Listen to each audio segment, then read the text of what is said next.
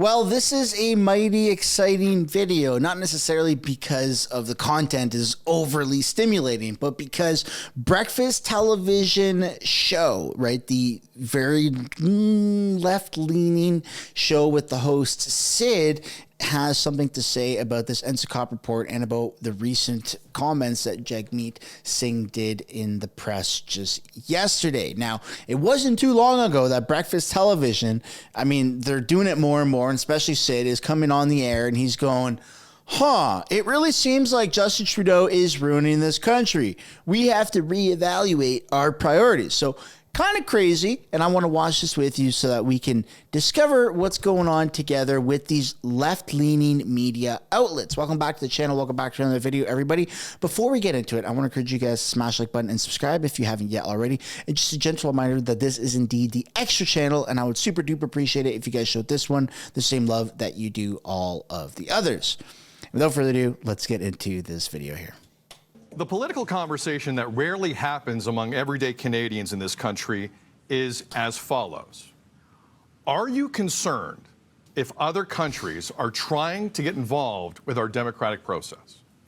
Well, maybe we should be having that conversation, especially after the events of last week. A bombshell report was released from NSICOP. And for those who don't know, NSICOP stands for National Security and Intelligence Committee of Parliamentarians. This report, which included 10 federal agencies and members of every federal party, came to a chilling conclusion. Canada's soft in terms of being a target for foreign interference, specifically from China and India, and sitting federal politicians were willing participants in foreign interference schemes, which included taking money from foreign governments and giving up info. Okay, we have a problem, it seems. There's an election in this country next year. How do we clean this up? And how did the political parties involved react to that report? Let's start with the Liberals, who've been looking the other way on this issue for years. And by this issue, I mean foreign interference. Look how, Justin. There you go. That was a very flattering photo. I won't do that to Sid. Look how angry he's getting when he talks about the Liberals. This is good, folks. This is good. I've recently made a video on MSB, and I keep doing it. And even here on the Extra channel, I keep talking about how the media, the mainstream media is flipping. And that's not just, exclusive to mainstream outlets such as CTV, Global, CBC, which is bought and paid for by us taxpayers, but also these morning shows, breakfast television, right? Historically, they're progressive. They're more left-leaning. And I mean, it is what it is, right? You have to have that diversification. Not everyone is going to be conservative. Not everyone is going to be right-leaning. That's fine. But it's the propping up of the failing government that is really not sitting well with Canadians in the masses, especially with the recent capital gains tax, especially with the carbon tax, and just now when it's finally affecting these people, right, through the carbon tax, through the capital gains tax, these people, who are these people? Well, the spokespeople for these liberal television shows, they're now going, oh, well, this isn't good. It's costing us a lot of money, and we're in an economic crisis. And the government's resolution to that is to tax us even more. It doesn't make any sense. So congratulations for finally waking up. That's good. I'm also in the process of doing that myself, right? A lot of us in Canada have been raised. I mean, Canada's historically a progressive country anyways. A lot of us have been raised with that liberal, old liberal, not new liberal. Let me be clear. All right, not to quote the Liberals too much, but old liberal ideologies, which are kind of now conservative ideologies. So it's just been rebranded as the pendulum goes more to the left. But it's good that they're finally waking up and using their platform to shed a little bit more awareness to the situation. I applaud them. Trudeau said so little about this over the last 10 days, it's not worth showing you. So how about we go to Minister of Public Safety, Dominic LeBlanc. The Conservatives are pretending that you can stand up and release a list of names. Mr. Speaker, I asked the Deputy Commissioner of the RCMP, Mark Flynn, this morning, what would happen if I stood up and announced a list of names like my colleagues are asking me to do? And he said I would be subject to criminal prosecution. So guess what, Mr. Speaker? I'm not going to do that. All right, they're not going to do it. Liberals aren't giving up the names. Got it. So how about the guy who's 20 points up in the polls, Pierre Poilievre? Well, I would love to tell you what he thinks of the NSICOP report, but he hasn't read it.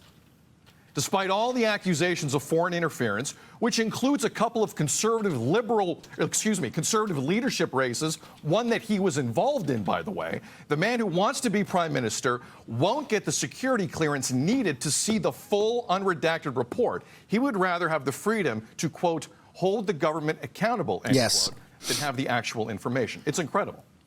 All right. Okay, so the fact that his tone is suggesting that Pierre is doing the wrong thing says to me that Sid is not fully educated in this. And that's okay, Sid, because the moment that Pierre Poilievre gets that security clearance and sees what's happening, then that's the moment he has to stop talking about it. Not in the moment, not for a week, not for a month, but forever, right? And now, like, this isn't going to be a topic of discussion 30 years down the road, but there is an election coming up, and it is a popularity contest, and Pierre Poilievre now has that ammunition to be able to talk about it freely, which is bringing more attention to the matter that we have foreign governments that are paying our elected officials, our elected members of parliament, our federal freaking MPs money for either information or to push certain narratives that would then benefit somehow foreign governments or foreign entities. So no, it's not just been said by myself or in the comments by you guys in the chat. It's also been said by previous NDP party leader Tom Mulcair on CTV live on the air, and he has said, and he's a lot smarter than Sid from Breakfast Television, he has quite literally said, my name is Tom Mulcair, and I think that Pierre Poilievre should not see that NSICOP report. I don't agree with Pierre very often, but on this one, I absolutely agree. So go ahead, Sid, and let's see what kind of rant or tangent you want to go down and throw a progressive little tantrum. But Tom Mulcair, who's a CTV, analyst or a guest host, previous NDP party leader, done more for, in the political scene than you have, Sid, than sitting in your comfy little studio, literally says it's good that Pierre isn't viewing it, because then it would shut him up against his will. And we wouldn't even be able to talk about it because the party leaders wouldn't be able to talk about it. So it wouldn't be in press conferences, and that would be that. So who's next? Which leader would like to attempt to clear the air on this? Anyone, the dance floor is open. Anybody. I want to share with Canadians what I learned from reading the top secret version of this, the special report on foreign interference in Canada's democratic processes and institutions. Great. Green Party leader Elizabeth May, you have the green light, so to speak. What did you see in this? Having read the full, unredacted National Security Intelligence Committee of Parliamentarians report, for myself, I can say, I have no worries about anyone in the House of Commons. There is no list of MPs who have shown disloyalty to Canada. There is no list of MPs who have shown disloyalty to Canada. Oh my goodness. So I am very glad I read the full report. I am very comfortable sitting with my colleagues. We will disagree on policy and on many issues, but I am vastly relieved. So am I. That's something. Now, she didn't mention the Senate, and she also mentioned that a former MP was named in the report. That's not good, but not sitting MPs. That is good. Sorry, what's that? They're talking to me downstairs. NDP leader Jagmeet Singh also read the report. Mr. Singh, what do you think? I am more alarmed today than I was yesterday after having read the report.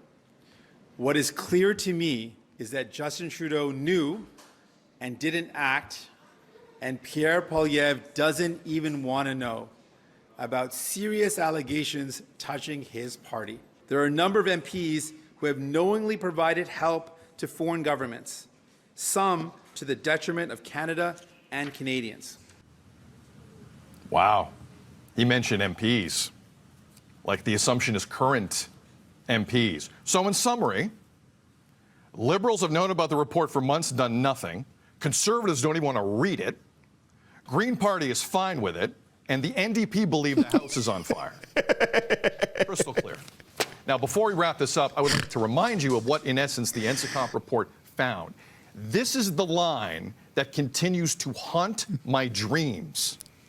Page 67 goes like this. Regardless, all the behaviors are deeply unethical.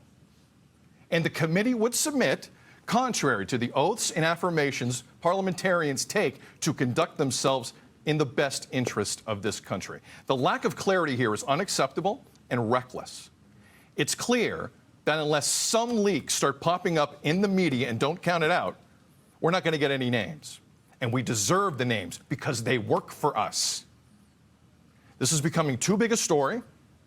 And based on what I've seen over the last week, those up in Ottawa are not smart enough to keep those names under wraps for much longer. And I, personally, welcome that. My name's Sid, and I'm gonna fake some outrage. Oh, let me just smack my papers on the desk as if it means anything important. Okay, Sid, I implore you to do a little bit of critical thinking.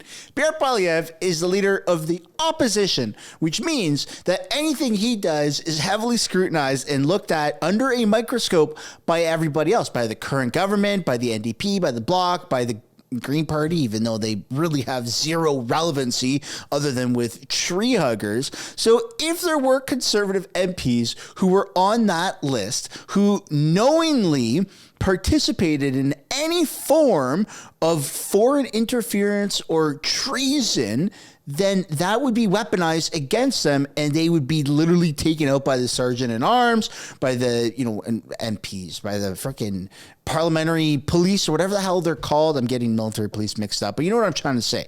It would be weaponized. It'd be plastered everywhere. So-and-so conservative MP, treason. Of course they would do that. They wouldn't be biting their lips and, beating around the bush.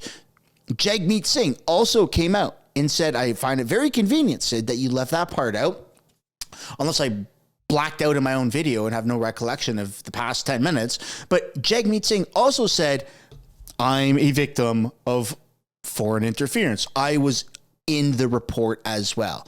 Now, if Jagmeet had ever been targeted, he would have brought it up, but he's never brought it up. So that could suggest, one, that he's lying, and that he has been targeted in the past and he swept it under the rug, thinking no one would ever notice. Or two, he was in fact targeted and he didn't know about it, which means that he didn't participate in, I can't believe I'm defending Jagmeet, but that he didn't participate, these are one of the outcomes, that he did not participate in any form of foreign interference, which for the sake of the country, I hope that's true, but for the sake of Jagmeet's future, I hope that's not true. I hope he is found guilty of some foreign treason and gets the rightful punishment that he would deserve. But again, let's forget him as an individual and focus on the greater good of the country. Man, I really hope that the leaders of the NDP are not complicit in treason, because that would suck, man. They got a lot of secrets about Canada.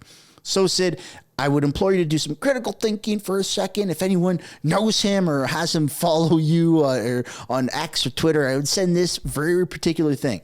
If the Conservative Party was complicit in the NSICOP report of treason or foreign interference, we would know about it. The ones that hold the current government power, the Liberals, are the ones that are guilty of a form of treason, ipso facto, foreign interference, one of the above mentioned things. If the opposition was on that list in a very incriminating way, it would be plastered everywhere. That's where we're going to end this video. I would love to know what you guys think down below in the comments.